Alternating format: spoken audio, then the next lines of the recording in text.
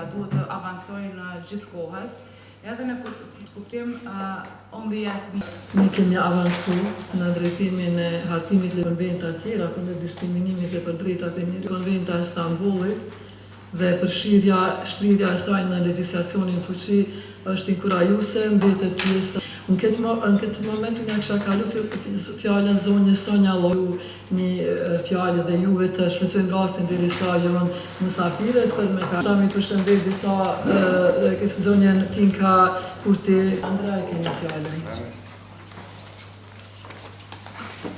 Ne sot nga Labour Party është dashur të kyçet, ndërsa për shkak se përfaqësuesit që prezente zonja Mia, zonja Aleksandra dhe në veçantim një përshëndetje që të na bashkangjitet sot neve këtu, do ta ketë një fjalë rastit me ju përshëndet. Një energji e pashtershme që vazhdon me qenë kaq aktive të na flet. Besoj që është jashtëzakonisht e rëndësishme që një organizim i tillë po mbahet në prag të 16 ditëve të aktivizmit kundër dhunës në familje dhe dhunës me bazë gjinore, të cilat fillojnë më 25 nëntor dhe zgjasin deri më 10 dhjetor.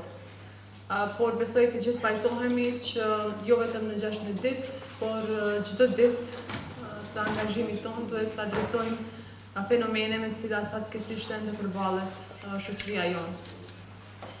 Dhe kur jemi këtu më lejoni që t'i përmend vetëm disa prej veprimeve që i kemi ndërmarrë si Ministri e Drejtësisë. Dhe si që jeni ndjeni për herë të parë, Qeveria e Republikës së Kosovës ka prioritizuar adresimin e dhunës në familje dhe dhunës me bazë gjinore. Për dallim në të kaluarën që është konsideruar që dhuna në familje është çështje private dhe nuk është përgjegjësi e institucioneve për të adresuar fenomene të tilla. Pra duke qenë të shqetësuar në gjendjen në teren edhe në raport me dhunën fizike, materiale, psiqike, seksuale, ne kemi vlerësuar që është jashtëzakonisht e rëndësishme që qeveria të merr përgjegjësi në këtë drejtim dhe të angazhohet në fuqizimin e mekanizmave, por edhe politikave që adresojnë fenomene të tilla. Së pari, siç e dini, në 2020-ën, Kuvendi i Republikës së Kosovës ka votuar Konventin e Istanbulit si pjesë të saj. Madje për dallim prej disa vendeve tjera ku ka pas protesta, ka pas rezistenca në kundërshtim të këtij dokumenti të rëndësishëm, Kosova ka qenë shembull ku gjitha partitë politike kanë qenë të unifikuara dhe kanë mbështetur Konventin e Istanbulit që njëjta të përfshihet në kushtetutën e saj. Dhe kështu ne kemi nisur që gjithë legjislacionin tonë ta përshtatim me Konventin e Istanbulit. Kësaj Ministria e Drejtësisë ka aktuar në fillim strategjinë për mbrojtje nga dhuna në familje dhe teksa sot flasim, niveli i zbatueshmërisë apo aktiviteteve të cilat janë zbatuar apo janë zbatime sipër është 87%. Pra besoj është jashtëzakonisht e rëndësishme që dokumentet që nxjerrim si institucione të zbatohen në praktikë. Më tutje për herë të parë ne kemi adresuar protokollin për trajtimin e dhunimeve seksuale.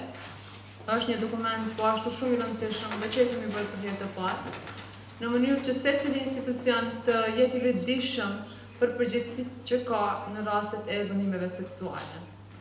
Por krahas kësaj, siç jeni në dieni, edhe në vitin 2019, Kodi Penal ka përfshirë veprat penale të ngacmimit seksual dhe gjuntimit të organeve gjinitale femërore.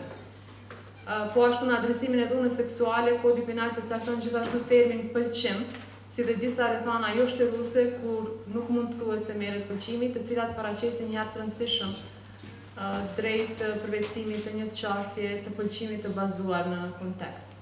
Po ashtu, me ndryshimet e fundit që kemi bërë në Kodin Penal dhe Kodin e Procedurës Penale, i kemi ndaluar që personat të cilët dënohen për dhunë familje apo dhunë seksuale të punësohen në institucionet e Republikës së Kosovës. Pra krahas dënimit kryesor, ja kemi mundësuar gjykatës që të adresohen edhe dënime plotësuese që ndërlidhen me ndalimin e këtyre personave që të punësohen në institucione, sepse vendi i tyre nuk është në institucionet e Republikës së Kosovës, por ata duhet të rehabilitohen. So with unfortunate events of women across the region, Europe and worldwide, women being raped, harassed, we see that no does not always look or sound like someone is simply saying no. Sometimes no is silence. Sometimes a no is fear. And sometimes a no is a series of no's that ended up with a fine. I'm fine. So affirmative consent matters. Not getting a no is not the same thing as consent. Saying and showing yes are the only ways to get consent. And our program is focused on exactly that. On changes of legislation that would lead to prevention and awareness, but even more, it focuses on building cross-party, cross-country coalitions, once again, in order to make our solutions sustainable. If we really want to achieve our aim and succeed, of course, with changes of legislations, but not only that, with at least initial changes in cultural mindsets, we knew we had to somehow start changing the narrative. And to start changing the narrative, we need all possible stakeholders on board, as you know. We need our common motivation, and of course, we also need time. So now our program is in our third phase. We started in 2022, as I said, when we undertook contextualized comprehensive research. We included 52 political parties from the region, having Slovenia and Croatia as some kind of examples of best practice, whereas at that time we didn't know that we could use Kosovo as an example of best practice for this region. So we have Bosnia and Herzegovina, we have Serbia, we have Albania, North Macedonia, of course your country, and we have Montenegro as well. In the first phase we conducted more than 120 interviews. We did focal groups. In the second phase we started with contacts with political parties, with NGOs, with activists, and now with third phase we came to concrete proposals for the amendments of the legislation. As you know, the success of any initiative, especially women initiative, depends on how strong we are regionally, how well we are connected, and therefore we are deeply, deeply grateful that we have Kosovo on board. It is my real pleasure to be for the first time in your parliament. I worked with a lot of you on different international occasions, but I have never been in this space before, and this is really a special moment for me. Why is it so special?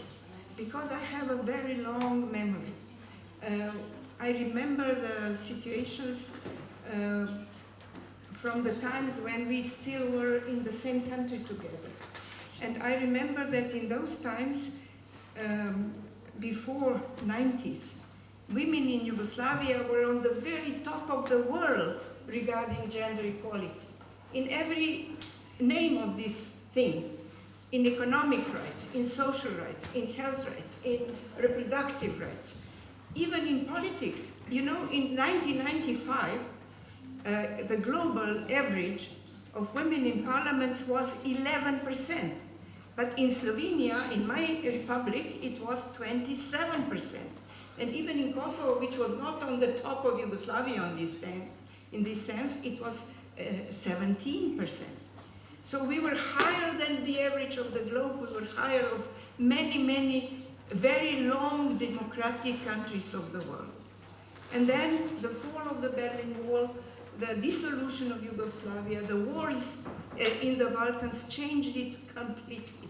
We forgot about what we had. We thought this is something which was given, God-given, I don't know what, how.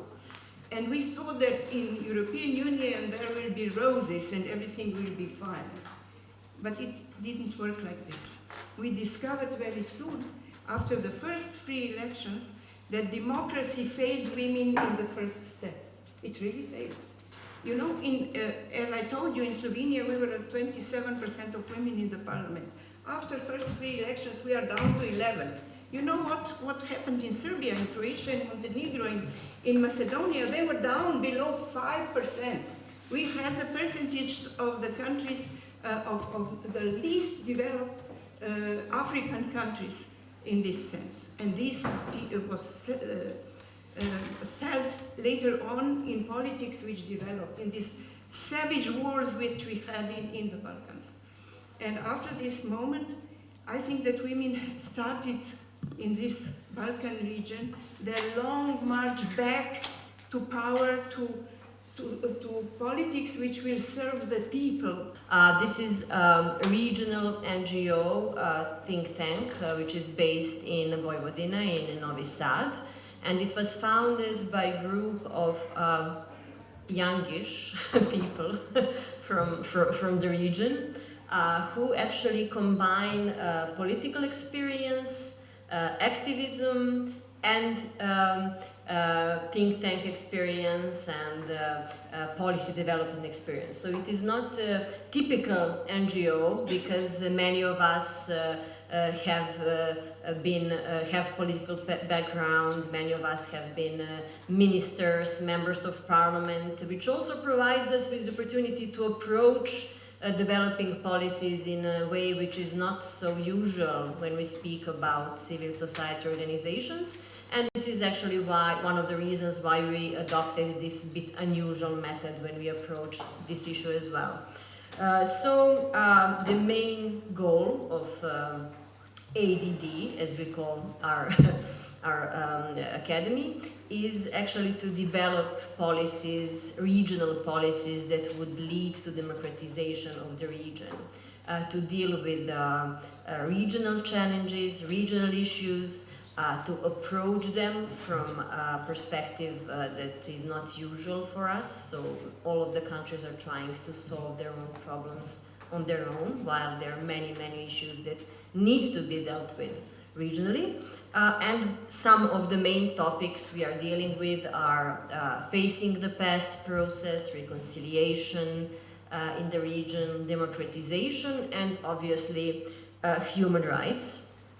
As Mia already mentioned, this program was inspired by a group of young women in Serbia. I don't know if you have followed the case. There were 5 actresses who came out and publicly spoke up about their experiences. They were all raped as teenagers by their drama acting teacher. And it actually inspired women across the region to share their stories. And we learned that sexual violence against women and girls is actually one of the issues that has to be tackled regionally. It turned out really that Kosovo is has the best legal definition of rape in the region. Even one of the best in Europe. Our expert Marijana Pajvančić did the analysis, and we will share it with Fatmira. There are still some issues to be addressed in order for your definition to be fully in harmony with the Istanbul Convention. But this is really nothing compared to what needs to be done in other countries.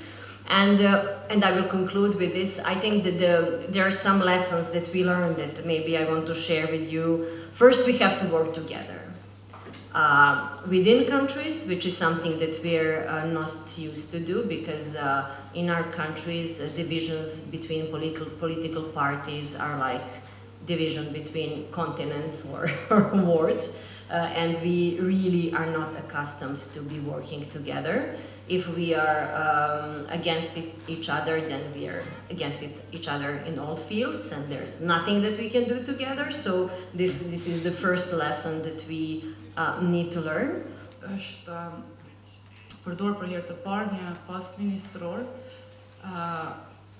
merret kaq shumë me tematikat e grave, me direkt dhunën ndaj grave, dhe direkt edhe me temën që për shembull sot është që ka të bëjë me përdhunimet.